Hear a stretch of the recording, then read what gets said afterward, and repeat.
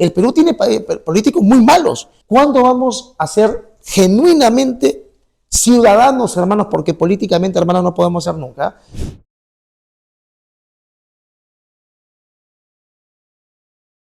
¿Qué?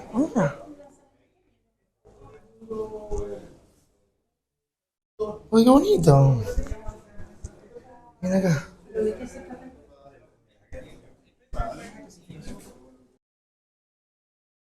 Quiero presentarme para los que no me conocen. Mi nombre es Jorge Ugarte, tengo 36 años de edad, soy escritor, escribo desde muy joven, desde los 12 años, pero me empecé a involucrar en la historia tiempo después como escritor, pero desde los 12 o un poquito antes como amante de la Guerra del Pacífico. Soy un amante, un apasionado de la guerra y he notado algunas diferencias entre los que aman la guerra por parte de Chile y los que aman la guerra por parte del Perú. O sea, ¿qué parte de la guerra ama Perú? ¿Qué parte de la guerra ama Chile? No, Chile, voy a ser claro, ¿eh? O sea, son como los norteamericanos de la Segunda Guerra Mundial, que guardan espadas, armas, corvos, fusiles, municiones, uniformes. El Perú no guarda mucho eso, no vas a encontrar a muchos peruanos en su casa. Van a encontrar, sí, pero son muy poquitos. En Chile son más abundantes. Porque Chile, al haber ganado la guerra, entonces guarda esos elementos que le recuerdan la gloria de la guerra. Mientras que el Perú lo que guarda son libros de la chilenización de Tacna y Arica, o guardan documentos que comprobarían, entre comillas, la ayuda que Chile habría recibido de Inglaterra, ¿no? Y cosas así. Entonces, y Bolivia guarda mucho resentimiento, ¿no? Eso es lo que guarda Bolivia, con todo respeto, ¿no? Pero es la verdad. Entonces, para que vean la diferencia entre Perú, Bolivia y Chile, ¿no? Han pasado más de 140 años de la guerra y creo que Perú y Chile, aunque no está 100% sólido, han ido construyendo una amistad, ¿no? Que al principio, cuando los peruanos llegaron aquí por culpa del terrorismo, por culpa de la inflación, de la hiperinflación, porque tuvimos una hiperinflación gigantesca y galopante por culpa del primer gobierno de Alan García, pero no vinieron aquí, los chilenos recibiendo el testimonio de los mismos chilenos, les cuento lo que me dice, o sea, lo veían con cierto recelo, pero luego que el peruano empezó a ganarse un lugar, se dieron cuenta de que el peruano es chamba, no todos, pero somos o tratamos de ser respetuosos, ¿cierto? Son muy buenos para inclinar el codo, como se dice, para meterse sus tragos, pero al día siguiente puede estar tomando hasta las 5 de la mañana, pero a las 6 de la mañana está de pie en la puerta del trabajo. Vamos a escuchar a Carlos, ¿vale? Para empezar. Muy buenos días a todas y a todos. ¿Se escucha? Sí. Excelente. Bueno, la más cordial bienvenida a nombre del Museo Galería de Historia de Concepción, que en esta oportunidad está muy contento de poder recibir al escritor y periodista peruano Jorge Ugarte Olivera, quien ha recorrido Chile y ya hemos visto, ¿cierto?, que ha realizado esta charla en diferentes lugares. Y nuestro museo, para quien viene por primera vez, quiero decirles que somos un museo dedicado a poner en valor la historia de la ciudad de Concepción. Pese a que somos una ciudad tan al sur, y podríamos decir que los hechos que vamos a recordar hoy día nos retrotraen más al norte, muchas personas de nuestra ciudad participaron de la Guerra del Pacífico. De hecho, nosotros quisimos poner en valor esta memoria local a través de la Sala de Concepción en la Guerra del Pacífico, que está cerca en el primer piso, y además un libro que igual lo pueden adquirir en la tienda del museo.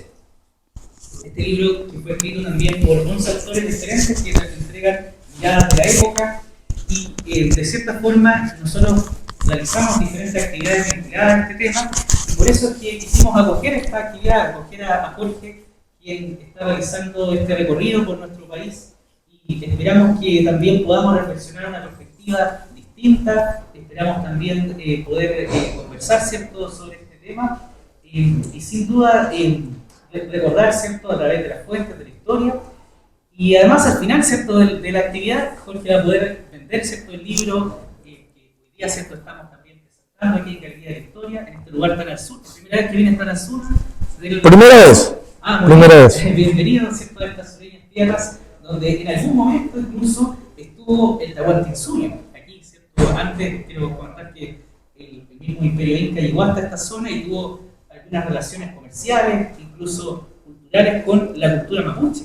El pueblo mapuche que habitaba, ¿cierto?, esta zona, aquí y por muchos años fuimos la zona también de la frontera del Biobío, por eso aquí hay algunos dioramas, colecciones que nos hablan de este pasado colonial, y por eso es interesante recibir también a Jorge y traernos a esta reflexión.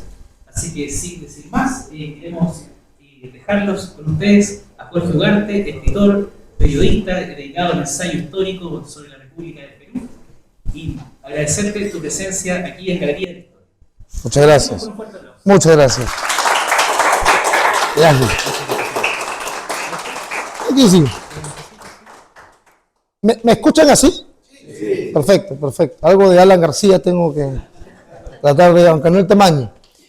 Bueno, quiero agradecer nuevamente a la Galería Histórica de Concepción, a Carlos y a todas las personas que han hecho posible mi presencia aquí, en un lugar tan bonito que no conocía y que desde que entré me he quedado maravillado, y después voy a darle un ojo más detenidamente. E igualmente agradecer a mis amigos Mauricio Pelayo, el gran Mellafe, amigos míos íntimos. Entonces, vamos a regresar un poquito a lo que estaba explicando. En el Perú, quiero que se entienda, el resentimiento hacia Chile ya no es tan fuerte, por si acaso. ¿Ya? Se ha ido evolucionando en el tiempo, porque antes de la currícula que tenemos actual estaba la velasquista. Velasco, Juan Velasco Alvarado, no sé si lo recuerdan, un dictador, ¿no? Un dictador militar de posición más marxista, más de izquierda. Lo que hizo fue una reforma educativa donde aplicó lucha de clases. Y en la lucha de clases se busca opresores y oprimidos. Entonces el opresor era Chile, el opresor era España, el opresor era el rico, y siempre el pobre era el campesino, el peruano, el agricultor, el cholo peruano, ¿cierto? Entonces esa educación se fue heredando hasta que llegó a Fujimori en el año 90, y Fujimori hizo una nueva reforma donde no puso a Chile como el enemigo, sino Chile era el inversionista. Chile llevó sus capitales a Perú y pues invirtió grandes cantidades de dinero, y allá pues ustedes ven a Ripley, Saga y otras empresas chilenas, Entel, por ejemplo, ¿no? Una empresa de telefonía chilena. Entonces, tanto así que Fujimori se confió y pensó que cuando se refugió acá Bachelet y los empresarios le iban a decir no vamos a entregar al Perú, y al final lo terminaron entregando a Fujimori. Entonces, esto es importante conocer, porque de lo contrario no se va a entender. Entonces, hoy mi sobrino que está grabando, que se llama Joaquín, tiene 30 años o 31, ¿cuántos años hijo? 30, él no tiene el resentimiento, no ha sido educado con resentimiento. Mi otro sobrino Renato, que está con los libros, tampoco, pero yo sí fui educado con resentimiento. Yo tengo 36 años.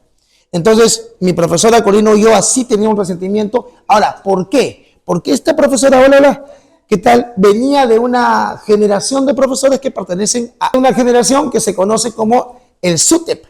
No sé si saben qué es el SUTEP. El SUTEP es un gremio de profesores que exigen más derechos, más salarios, hacen protestas. De ahí sale, por ejemplo, Pedro Castillo, ¿no? El que fue presidente del Perú. Ellos tienen una posición política. Y esto no es que yo sea de derecha o de izquierda, no importa. Estoy explicando lo que es una realidad, estoy escribiendo una realidad.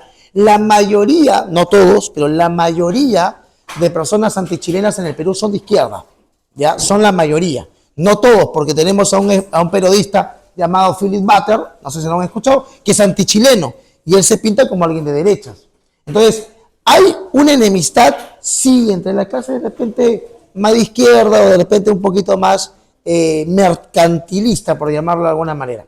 Entonces, yo le puse este nombre a mi libro, Perú y Chile, historia de una enemistad, porque en el Mundial del 98 ustedes fueron al Mundial por diferencia de goles, y Perú no. Yo era un cabro chico, como le llaman ustedes, pero en Perú no puedo decir eso, ¿no? ¿Me entienden? Yo era un pequeño de 9 años que escuchaba cómo mis hermanos insultaban a los chilenos, pero por fútbol.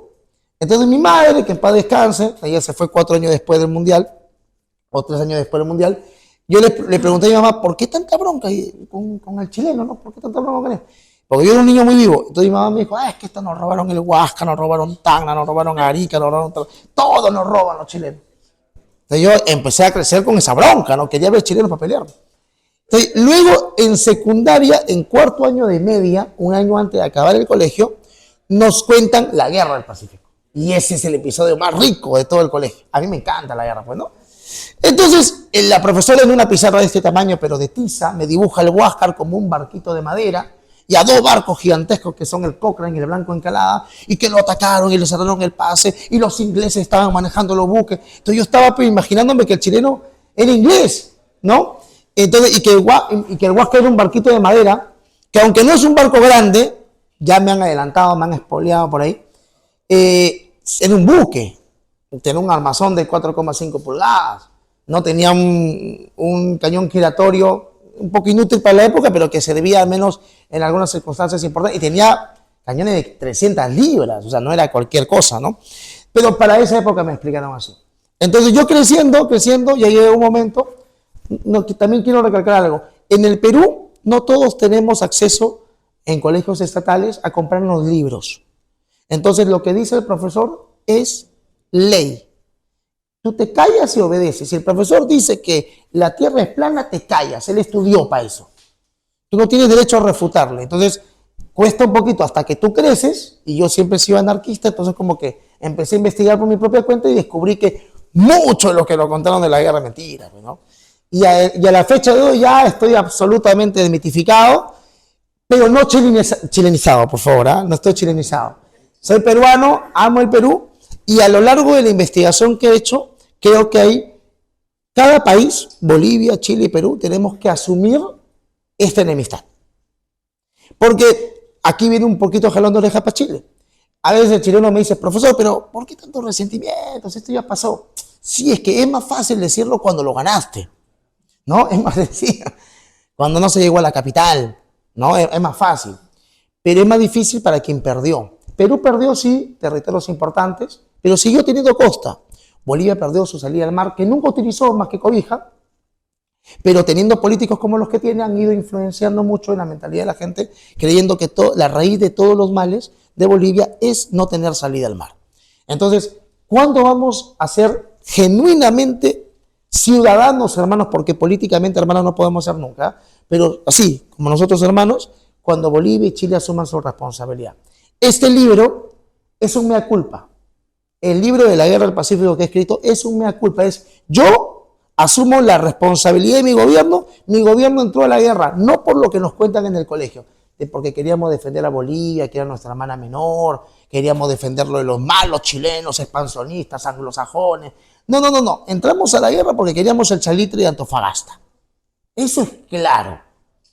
Los tratados, el tratado secreto de 1873, 6 de febrero, demuestra que hay un interés peruano de tener atado a Bolivia así.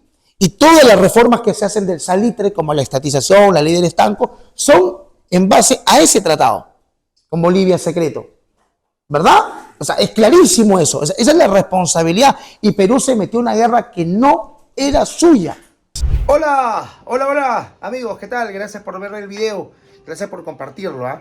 Gracias a todos por lo que están haciendo. No se olviden que este canal se sostiene solo y exclusivamente con las vistas que ustedes hacen y sobre todo con la compra de mi libro Perú y Chile, Historia de una Enemistad, que ahora lo mando por todo Chile a través de Starken o de Chile Express.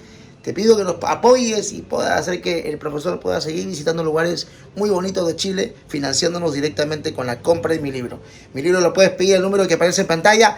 Pídelo rápido, pídelo ahora, pídelo ya, para que pueda llegar. Te lo firmo, te lo dedico, le pongo fecha de dedicatoria y te lo doy con mucho cariño. Así que apoya al canal del profe comprando el libro, escribiéndome el número que aparece solamente en WhatsApp, o de lo contrario, hazte miembro del canal desde 1.000 pesos. Nos vemos, chao.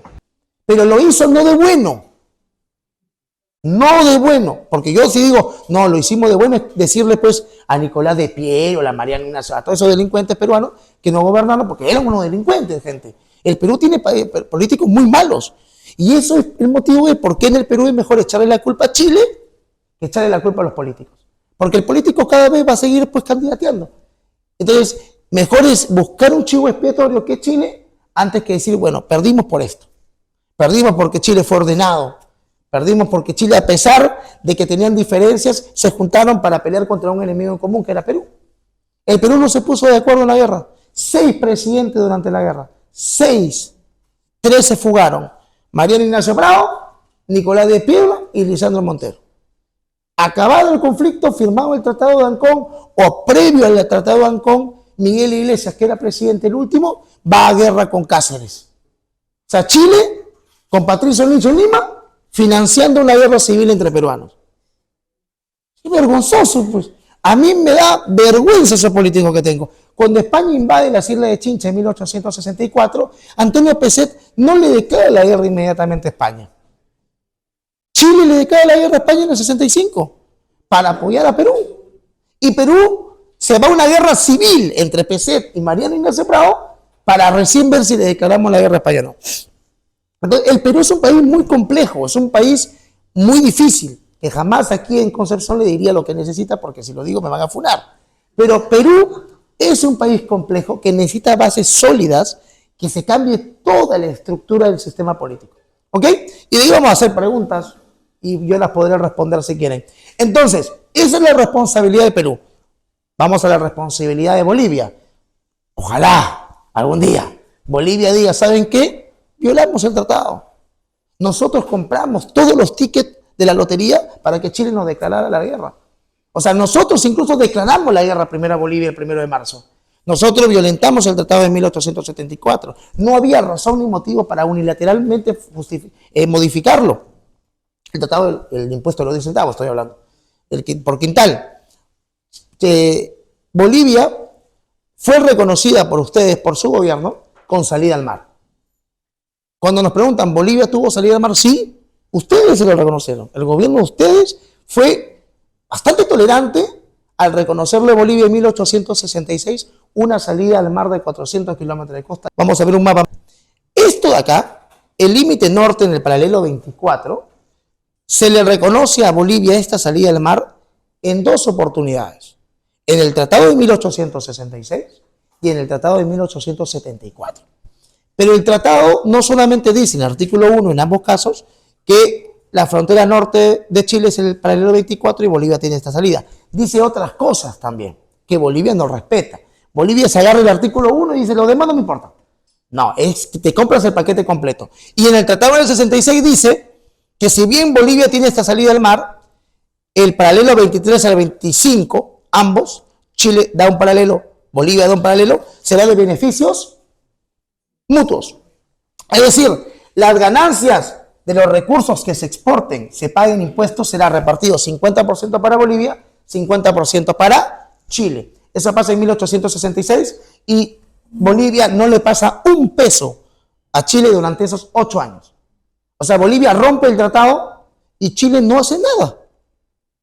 Todo lo contrario, pasan 8 años, en 1874 firman un nuevo tratado donde se recalca que la frontera norte de Chile es el 24, todo esto ya no es de beneficios mutuos, todo lo que gana aquí será para Bolivia, pero las empresas que están aquí, como la compañía de salitre de ferrocarril de Antofagasta, de Edwards y de la Casa Gibbs, un porcentaje menor, será prohibido elevarle nuevos impuestos. O sea, que paguen los que hay, pero 25 años después les puede subirle los impuestos o cobrarles nuevos. Eso es un tratado, artículo 4 del 74. Entonces, cuando Chile firma el tratado con Bolivia, se le reconoce salida al mar. Pero Bolivia viola esa salida al mar. Bolivia rompe ese tratado. Bolivia incumple cobrando un nuevo impuesto. Por ahí me han salido en Iquique, por ahí por el norte, un saludo a mis amigos de Iquique. Me han salido por ahí, en Iquique tuvimos un poco de discrepancia, porque me dijeron, no, pero si te podría cobrar, estaba mal. Sí, el caballero me puede crear una pieza en su casa y me puede cobrar $500,000 de pesos. Y firmamos un contrato. Pero a los 3 meses un familiar soy enferma y él quiere modificar unilateralmente el contrato y cobrarme, no sé, 100,000 pesos más. Yo le voy a decir no. O si soy buena onda, le digo, bueno, te entiendo, te doy 50 lucas más, pero no te voy a dar 100, no puedo. Y negociamos, ¿cierto? Bolivia no hizo eso. Tuvo terremotos, tsunami, tuvo sequías, tuvo todo lo que tú quieras. Tuvo problemas enormes económicos. ¿Cuándo no ha tenido problemas económicos Bolivia? O sea, pero eso no le daba derecho a violar el tratado. Porque es como un contrato en ley actual. ¿Han escuchado los contratos en ley? Los contratos que firmas y no se pueden modificar por el Congreso. ¿No? Son contratos con las transnacionales, ya. Pero tiene muchos esos contratos firmados también. Entonces, ¿tú puedes modificarlos? Sí, siempre que ambas partes estén de acuerdo. En el caso de Bolivia, Bolivia lo modificó solito, autoritariamente. Otro detalle, el día de ayer fue 14 de febrero. Ayer fue un día histórico, le mandé saludos a mis amigos de Antofagasta. Esto de aquí para el 14 de febrero de 1879 era de Bolivia. Ojo, era boliviano, ¿eh?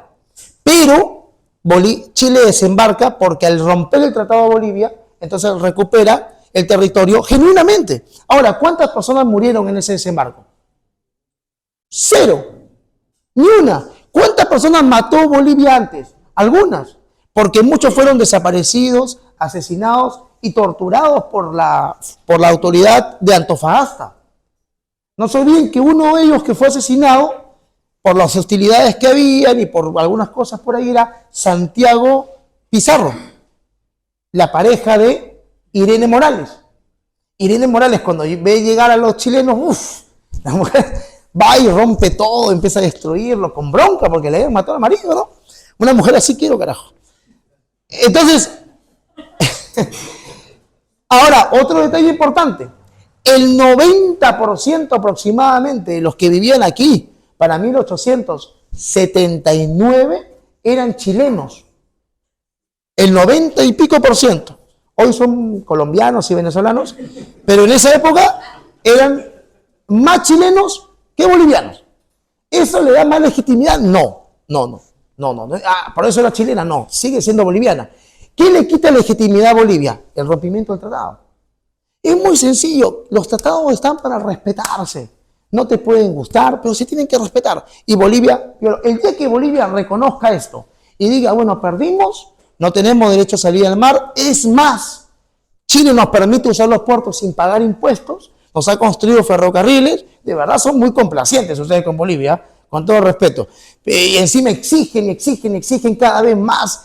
Y me han contado que el trato que se le da a Bolivia en Chile no es el mismo que recibe Chile en Bolivia. O sea, le digo, bueno, pues ya le dieron bastante, ¿no? Está bien, hasta ahí, ¿no? Entonces, cuando Bolivia reconozca eso, creo que Bolivia va a soltar una mochila llena de resentimiento, porque la mochila la lleva el que tiene el resentimiento. No la llevan ustedes. Ustedes han crecido, han avanzado, tienen un per cápita de más de 15.000 euros, Perú tiene 7.000 y pico, Bolivia tiene lo que 3.000 y pico. O sea, te das cuenta, los países con mayor resentimiento no suelen crecer, no suelen avanzar. Pero ojalá que Bolivia crezca, dejando esa mochila de resentimiento. Ahora no sé si han visto un candidato coreano, creo, que está pidiendo unas islas. Bueno, hay cosas raras en todas partes del mundo. Pasa de Evo a un coreano. Bien diversos son los bolivianos.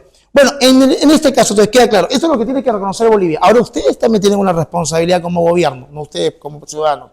Y creo que los historiadores chilenos con los que me estoy encontrando ya están empezando a tomar en cuenta esta parte que no es muy contada por Chile, que es el periodo de chilenización de Tacna y Arica. Esa es la parte negra de la historia chilena. Y qué bueno que lo reciban con buena onda, porque yo estuve en un programa donde, con un humorista, no sé si lo vieron. Sí. Y luego estuve en una conversación con otra persona y me decía, no, pero ¿por qué teníamos que devolver Tacna y Arica? Bueno, es que el tratado de 1883 de Ancón, artículo 3, decía que Tacna y Arica tenían que ser sometidas a un plebiscito. 10 años después de la ratificado el tratado se aplica por el Congreso en el 84, en el 94 tenía que darse el plebiscito. Ambos pusieron pretextos, ambos. Perú se consiguió la plata, porque el que se quedaba con los territorios tenía que pagarle al que perdía los territorios. Y Perú, con la ley del estanco a la sal, se consiguió la plata en el gobierno de Nicolás de Piérola. Chile también tenía conflictos internos, había tenido la guerra civil de 1892, donde se mata a Balmaceda. Entonces, habían conflictos en ambos, no había pretexto para no tener el plebiscito. Chile sabía que si se daba el plebiscito lo perdía. Eso lo tenía claro Chile, al punto de que mudó a muchas personas del sur hacia el norte. Entonces, Chile quería que votaran todos, incluyendo ellos.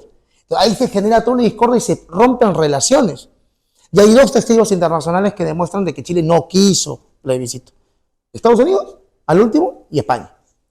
Y ninguno de los dos era mucho de nuestra simpatía, pero reconocieron que no se pudo hacer el plebiscito. Luego, eso lo están reconociendo y sería genial que algún día un escritor reconozca eso en un libro, y creo que eso ayuda a avanzar. No para recuperar Arica, porque Arica es chilena. O sea, yo estaba en Arica y Tacna son lo mismo, son 2 poblaciones prácticamente siameses, ¿no? Separadas al nacer, y que esa Chacayuta y Santa Rosa son simplemente líneas fronterizas provocadas por los gobiernos porque tienen una pasión por la cultura. Entonces, eso es algo que estamos trabajando los civiles sin que el Estado intervenga. Por eso somos más sin Estado. Ok, entonces, esto es un poquito lo que quería darle el preámbulo, ¿no? Y vamos a seguir avanzando. Vamos para atrás hijo de nuevo a la primera parte. ¿Ok? Voy a ir rapidito, voy a correr porque... ¿Cuánto tiempo tengo, Carlos? Ah, ¿seguro? Pues yo me quedo todo el día hablando. Sáqueme ese. Ya. ¿Por qué escribí un libro sobre la guerra? Porque la guerra del Pacífico es el acontecimiento más importante de la República del Perú. No hay nada que nos haya marcado más que la guerra del Pacífico. Los héroes peruanos más importantes son de la guerra del Pacífico. Bolognesi, Grau, Leoncio Prado, Alfonso Ugarte, Belisario Suárez, Canevaro, todos son de la guerra del Pacífico. Las fechas más importantes, ojo, ustedes también, ¿ah? El Día de la Bandera, ¿cuándo es? ¿Y qué pasó ese día en Concepción? Nada, ahí murieron 77 más las mujeres y los niños, o sea, es su día. El día del, ¿cómo se llama? El día del, el día, claro, el combate naval de Iquique lo recuerda mucho, pero también recuerdan ustedes el día del soldado, por el 13 de enero, ¿qué es? El día del veterano. El día del veterano, y el 13 de enero es la batalla de San Juan, ¿no? La batalla de San, ustedes la conocen como Chorrillos, ¿no? Empieza en San Juan y termina en Chorrillos, nosotros lo conocemos como la batalla de San Juan, y luego viene la batalla de Miraflores, ¿no? Entonces, escribir sobre esto, aparte de otras cosas, es marketing también, o sea, los escritores tenemos que ver qué tema pega y qué tema no pega, no voy a contar la historia, no sé cómo se vestía Miguel Grau para irse al combate, porque nadie lo va a leer, pero sin embargo un tema sobre esto pega bastante, por eso que mi otro libro que publiqué que se llama Lo que los caballeros no te cuentan de Fujimori también ha causado mucha ira en la izquierda peruana, entonces lo están comprando mucha gente también. Bueno, continuamos. Entonces, estos son los territorios que Perú tenía. Aquí hay un modificatorio con respecto a la salida del mar de la Audiencia Real de Charcas, porque en el mapa de la Real Corona Española, Perú limitaba con Chile en el último mapa que existía. Pero este tema de que Bolivia tenga salida al mar es un problema de Bolívar. Es un problema principalmente de Bolívar, que más o menos se habla principalmente de Cobija. Cobija ha sido lo más boliviano que ha habido en la costa. Lo que Bolivia ha tenido como salida al mar, si lo queremos conocer, que reclamase como suya, en algún momento puede haber sido Cobija.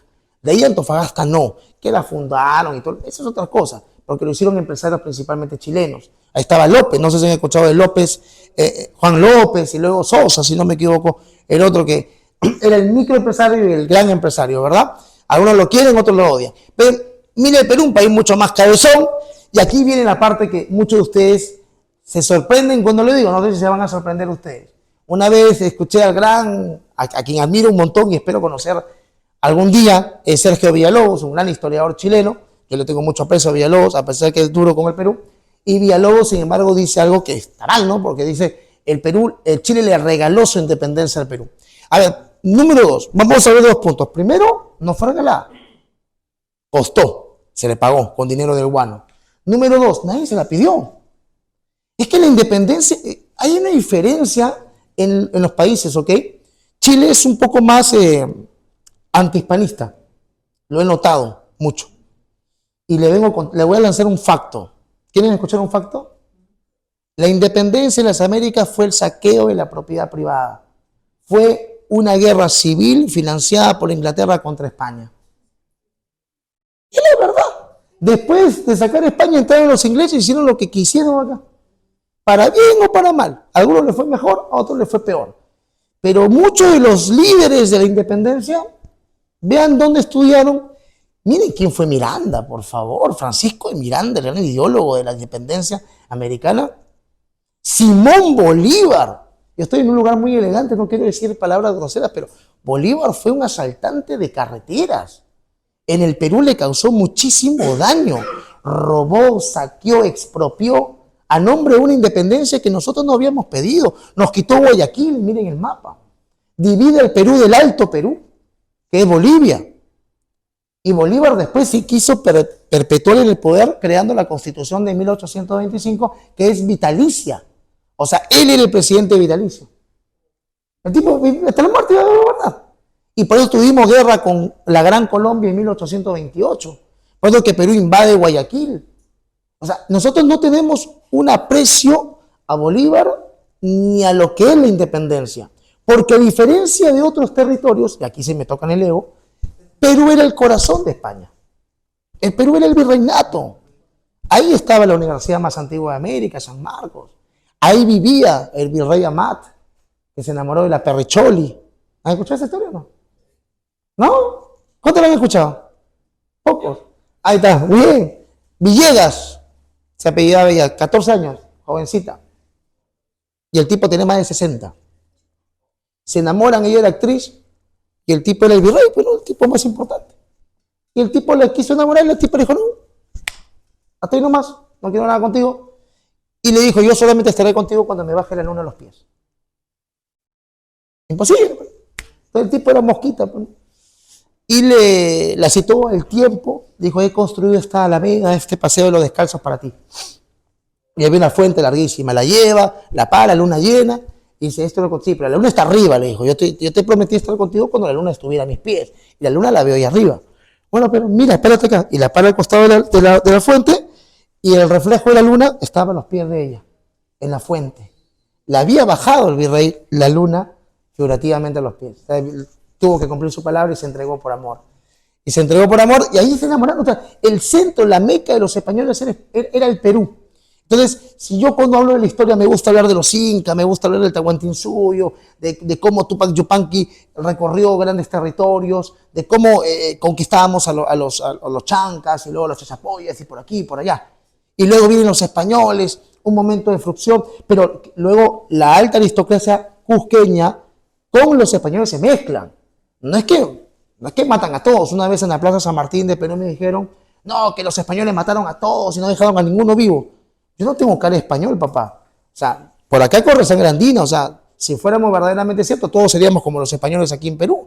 Y no, tenemos rasgos andinos, mi nariz, mi forma, mi color de piel es cobriza, tendré barba, pero mi color de piel es cobriza. Esa es herencia andina netamente. Entonces, no había hay que vernos nada más los peruanos para darnos cuenta que no somos 100% españoles, ¿no? Hubo un mestizaje por consecuencia. Entonces, cuando llegan los españoles pasa todo esto y nos convertimos en el virreinato. O sea, momento de 269 años donde fuimos la cuna de todo. Y Chile no.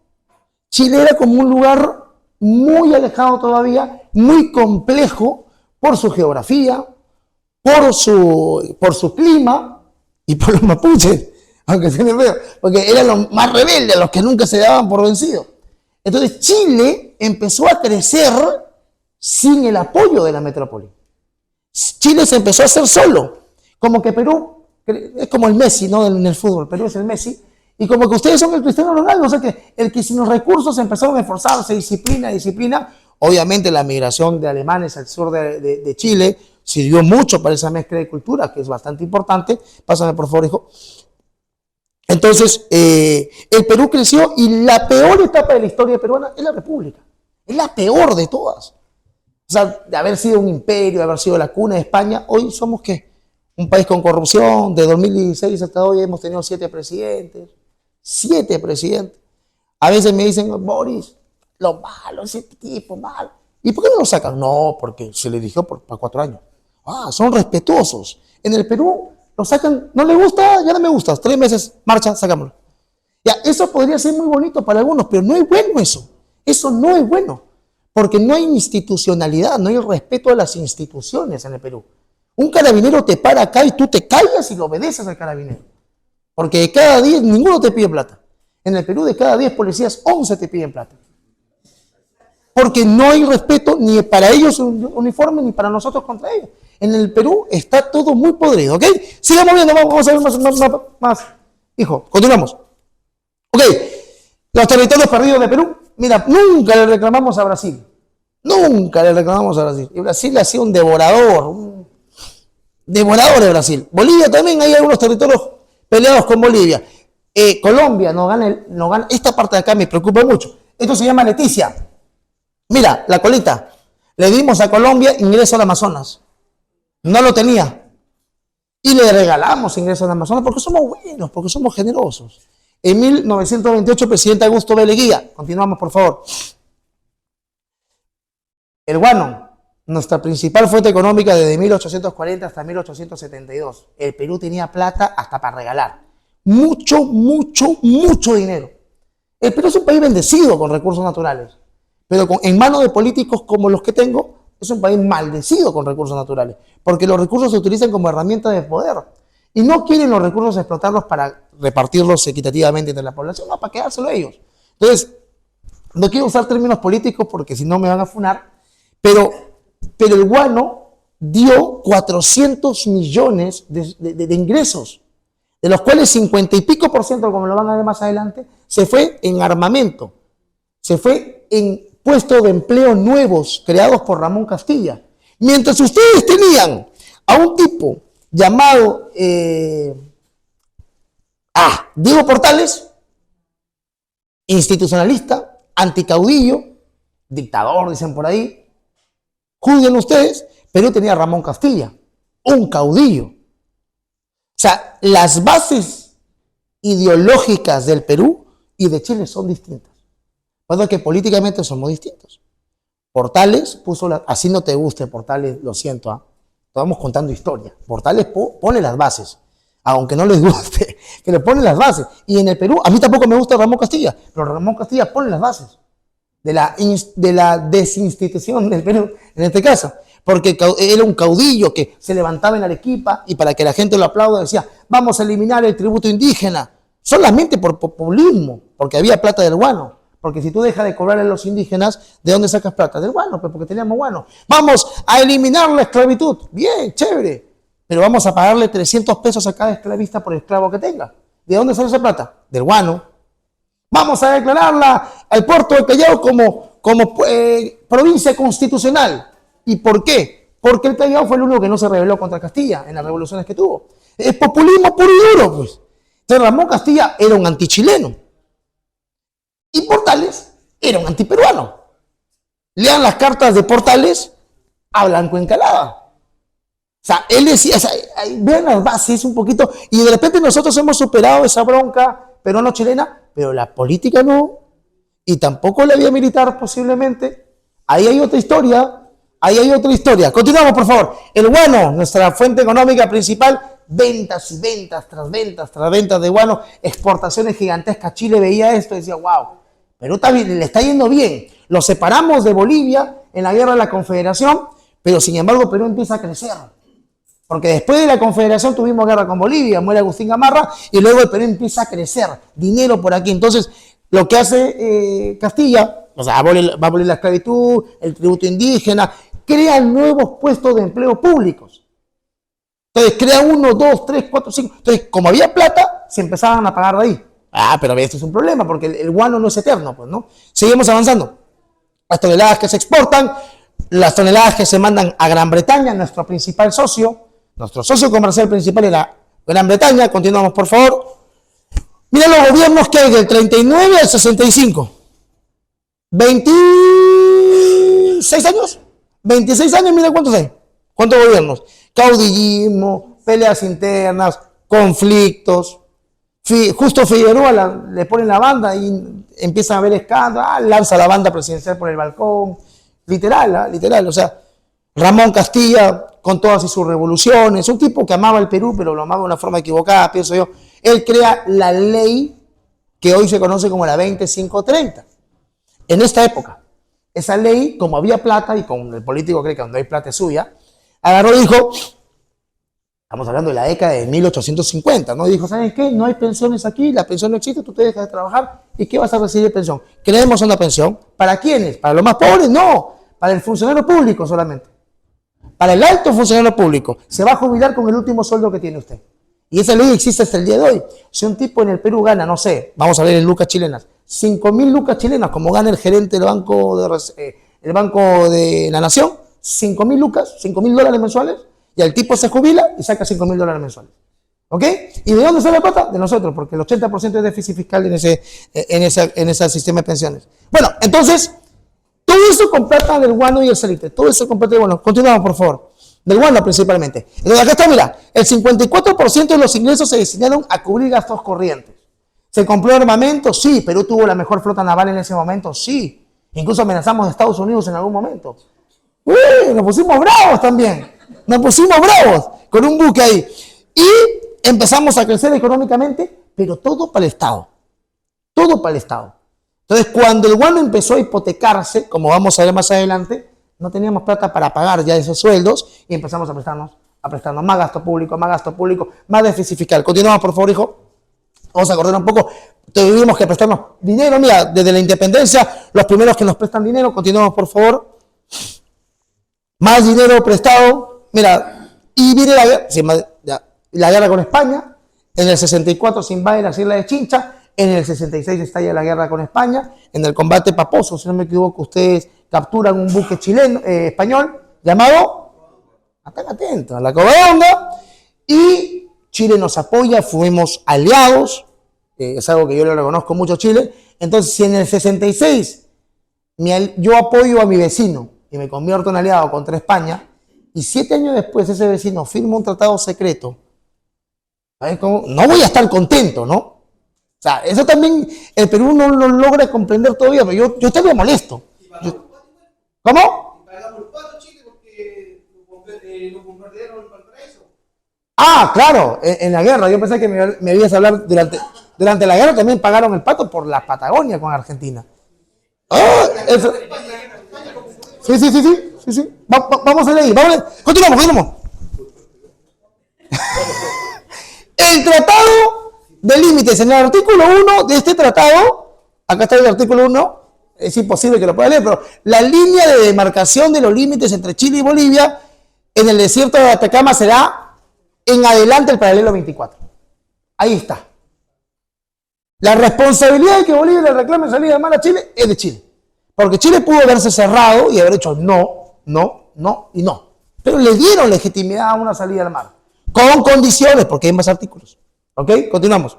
Se firma ese tratado, viene el contrato Dreyfus en el Perú, caos, le debíamos a 200 empresarios que nos habían prestado plata, entonces vino un francés, Dreyfus, Augusto Dreyfus, que era textilero, y dice, ¿sabes qué?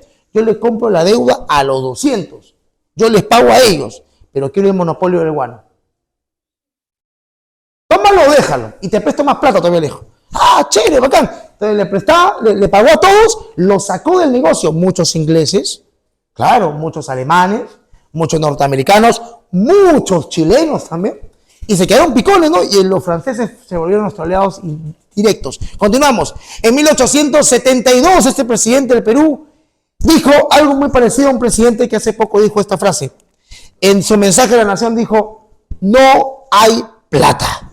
Así dijo, no hay plata. El Perú está quebrado, no hay dinero, estamos endeudados, no podemos usar el guano, lo tiene Dreyfus. ¿De dónde sacamos plata? Presidente, hay salitre. ¿Dónde está el salitre? En Tarapacá.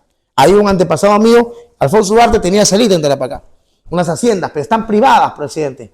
Bueno, hay que crear la ley del estanco, hay que ver cómo poder avanzar. Y este se dice que era un presidente más capitalista, pero termina estatizando las salitreras en 1875. Y entonces, como el guano, sí teníamos el monopolio prácticamente mundial, porque el guano del Perú era infinitamente superior a cualquier otro guano del mundo, no teníamos el monopolio del salitre, porque había salitre también en Antofagasta. Entonces no podíamos poner un precio único, porque Chile lo podía bajar y competíamos. ¿Qué pasa entonces? Necesitábamos a Bolivia de nuestro lado. Tratado de Alianza Defensiva de 1873, jalamos a Bolivia de nuestro lado, lo amarramos a nosotros, te quedas acá, porque necesito de lo que tú tienes, que es tu salitre. Hay una carta en mi libro, de José Larriba Agüero, que le escribe a su par en Bolivia, La Torre, y le dice, rompa, o sea, voy a parafrasear, pero primero se demuestra que tiene miedo el gobierno peruano a los buques que Chile había mandado a construir a Inglaterra, el Cochrane y el Blanco Encalada. 2, se buscaba, en esa carta está estipulada por un político peruano, no cualquiera, sino el ministro de Relaciones Exteriores. El que tiene que hacer que todos nos llevemos bien es el que estaba haciendo que todos nos llevemos mal. Y le dice a La Torre, hay que hacer que Bolivia rompa el tratado con Chile. Léanlo. Pero haciendo que Chile sea el responsable. Para que de esa manera se declare estado de guerra, Inglaterra no le permita sacar los 2 buques a Chile y no vengan y podamos pelear en iguales condiciones. Está en el documento. Ni un solo historiador ha puesto ese documento en un libro. Y esa es la carta de José de Larriba Agüero La Torre. Que no era cualquier tipo. Entonces, el gobierno peruano, ojo, quería la guerra, quería sacar a Chile del negocio, evitando a toda costa la guerra de forma diplomática. Le salió pésimo el plan. Chile respondió. Mira, hay un detalle. Reconociendo a ambas partes contratantes que todo acto de legítima defensa se basa en la justicia, se establece para cada una de ellas, respectivamente, el derecho de decidir si la ofensiva recibida por la otra está comprendida entre las designadas en el anterior artículo. Esto es importante. Bolivia nos dice, ¿por qué el 14 de febrero ustedes no fueron a ayudarnos? Porque el que había violado el tratado eran ustedes. O sea, en el artículo 3 de que podemos evaluar si la acción de la defensa es inmediata o no. Y obviamente Bolivia tenía 2.200 soldados. ¿Por qué no estaban en Antofagasta? ¿Se lo han preguntado? ¿Por qué el presidente y la Avión Daza le iban a dar golpe en cualquier momento? Y tenía que tener a sus soldados alrededor de él. Y él estaba, pues obviamente, en el centro del corazón de lo que es Bolivia. Entonces, a Antofagasta, que dicen que era muy suya, no la protegieron nunca. Y los que van a pelear en Calama son civiles. Avaroa es un civil millonario, mucha plata, creo que su familia sigue siendo millonaria. Exacto. Avaroa tenía tierra y defendió sus tierras y fue un valiente. Fue un valiente, Avaroa. Sí, por favor. Miren el artículo 8. Dice lo siguiente. Las altas partes contratantes, Bolivia y Perú, se obligan también, seguimos al 7, 1, 2, inciso 3, a no concluir tratados de límites o de otros arreglos territoriales sin el conocimiento previo de la otra parte. Un año después, Bolivia firma el tratado con Perú, con Chile. Bolivia rompe el tratado. ¿Por qué Perú no rompe el tratado con Bolivia? Porque lo necesitábamos. Bolivia no tenía una cascarita de nueve, no tenía nada para defendernos en el mar. Bolivia no era un país militarmente aliado positivo. Lo teníamos por el salitre, gente, no era por otro motivo. Era el salitre. No lo hicimos por defender a la pobre Bolivia, no, lo hicimos porque queríamos el recurso de Bolivia. Y lo queríamos, cuando digo que lo queríamos, hablo de los políticos. Los políticos querían el recurso boliviano para salvarnos de la crisis del guano que ellos nos habían arrastrado. Esto que te estoy diciendo es traición a la patria para muchos en Perú. Pero no importa, algunos me dicen, un chiquito nomás voy a decir, uno chiquito nomás, porque me han dicho que no puedo hablar de política. Un chiquito de esto. Esto me catapulta como candidato a cualquier cargo público. Pero la verdad está por encima. La verdad está por encima de cualquier cargo público. Ahorita lo voy a pasar, no te preocupes. Déjame concluir el hilo y vamos a dar pase, ¿vale? Continuamos, repito, para terminar. Ocurrió, porque yo desarrollo más lo previo a la guerra que luego el desarrollo de la guerra. Continuamos. El tratado del 74, que Bolivia viola el tratado del 73, firmando este tratado. Continuamos. La ley de la estatización de las salitreras. Cuando los peruanos dicen que Chile nos robó el salitre, espérate. El salitre peruano lo robó el gobierno peruano en el 75. Ellos fueron los que expropiaron, porque para mí, por eso que yo le digo, todo escritor tiene una filosofía política. Todos. Yo soy liberal. Hay unos que son marxistas. Ok, hay unos que son social cristianos. Ya. Cada uno va a ver la historia desde su óptica principalmente moral. En mi caso yo soy liberal. Entonces, cuando alguien expropia, está robando, a mi juicio. Ustedes pueden discutirlo, pero para mí es un robo. Yo necesito tu casa para construir un puente, te quito tu casa. Yo no estoy robando su casa a él. No, pero es por el bien de todos. Si pongo al colectivo por encima de él. Eso es un robo igual, a mi juicio como liberal. Pueden ustedes discutirlo. Para mí, el gobierno peruano le robó a los privados, a los latifundistas, hacendados, uno de ellos, Alfonso Ugarte, le robó sus tierras y no tuvo plata con qué pagarle. Le pagó con pagaré. Le dio pagarés como respaldo de pago. Y como no tenían personal para administrarlas, ahora que eran del Estado, se las devolvieron para que las administren ellos. O sea, fue un caos. Seguimos, por favor. Luego de 1875, acá está el mapa que le explicaba hace un momento. Seguimos, por favor. Ya, hasta ahí. Hasta ahí, como todos saben, el 14 de febrero, vamos a el 14 de febrero de 1879, por la violencia de Bolivia de violar el Tratado del 74, Chile ocupa el litoral de Antofagasta, con 200 soldados, y luego se da lo de Calama y otras cosas. Perú manda a un plenipotenciario, esta parte por favor mucha atención, manda a un plenipotenciario llamado José Antonio de Lavalle. Lavalle, inmaculado el tipo, se sube, recibe las órdenes del presidente, sale de palacio, se va al puerto del Callao y viene su hijo a caballo con un sobre. Papá, te lo manda el presidente Mariano Ignacio Prado. Recibe el sobre, se sube al barco y viaja hacia Antofagasta. En medio del viaje decide abrir el sobre. Y cuando lo abre es una copia del Tratado de Alianza Defensiva.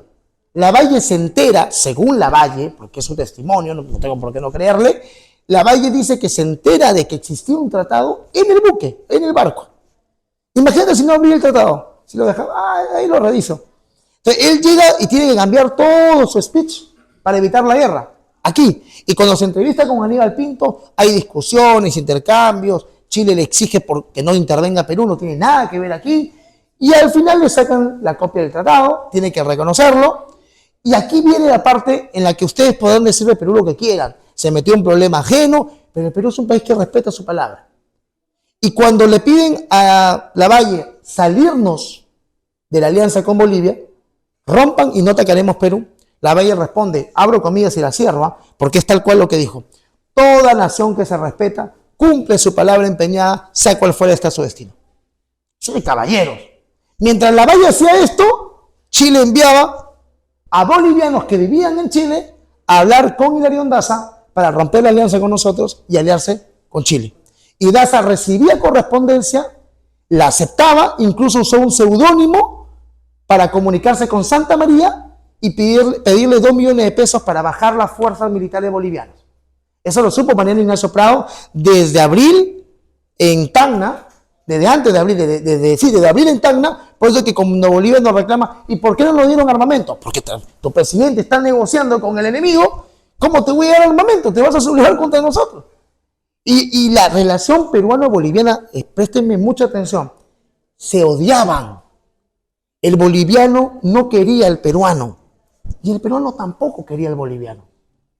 Bolivia nos reclamaba que no teníamos herramientas ni fusiles, que cómo nos han podido preparar, y nosotros le decíamos, por culpa tuya estamos acá. O sea, esa enemistad, por eso que yo hice un video muy duro, que dice, el verdadero enemigo del Perú es Bolivia. Ese es un video durísimo, pero es un video genuino que demuestra toda la historia que Perú ha tenido con Bolivia y mayor enemistad, incluso que Ecuador hace esta. Para terminar, porque estalla la guerra el 5 de abril de 1879 y todo el desarrollo de la guerra ustedes lo conocen muy bien. Si quieren hacer preguntas sobre eso, se la respondo. Pero para culminar, todos los países tienen a un competidor. Pero no siempre ese competidor también te considera a ti su competidor. ¿Ya? Por ejemplo, tú le preguntas al ecuatoriano, ¿quién es tu enemigo? El peruano te va a decir. Y yo, ¿por qué? Porque ustedes nos quedaron Tumbes, Jaén y Maynas. Pero no, tú no eres mi enemigo, bro. O sea, como que lo miramos por encima del hombro. Somos presumidos con los ecuatorianos. No, papá, tranquilo. Mi enemigo, decimos los peruanos, cuando se habla de enemigos, de competidores, es Chile. No tú, papá. Sigue nomás ahí en Guayaquil, tranquilo. Con tu ceviche que parece una sopa. Para que le duela. Y el chileno, tú eres nuestro enemigo, le decimos. El chileno, espérate, peruano, ya te ganamos la guerra, llegamos a Lima, ¿qué quieres? ¿Qué quieres? Tú no eres mi enemigo es Argentina. Tranquilo, ¿qué pasa? Y el argentino, que es el más presumido del planeta, te dice, tú mi enemigo es Chile, mi enemigo es Inglaterra, viva la Malvinas. Las Malvinas son Argentina. Entonces, cada uno tiene a su competidor y también tiene a su aliado. El aliado histórico de Chile es Brasil. Es su aliado histórico, porque tienen a un enemigo en común, Argentina. Y no son limítrofes. ¿El aliado peruano quién es? Argentina. Porque tenemos como enemigo común y no son limítrofes. Y las argentinas son muy guapas. ¿No? Una tradición así palmaria de Argentina es que Argentina le vendió armas en el conflicto de Chenepa. Y bueno, pidió perdón después Cristina Kirchner, pero no le creo nada a Cristina, así que no creo que ella sea. Esa es la explicación. Les pido un fuerte aplauso para la Galería Histórica de Concepción, no para mí, y para la historia, por nuestros héroes, por todo esto del pasado que hoy nos une. Muchas gracias.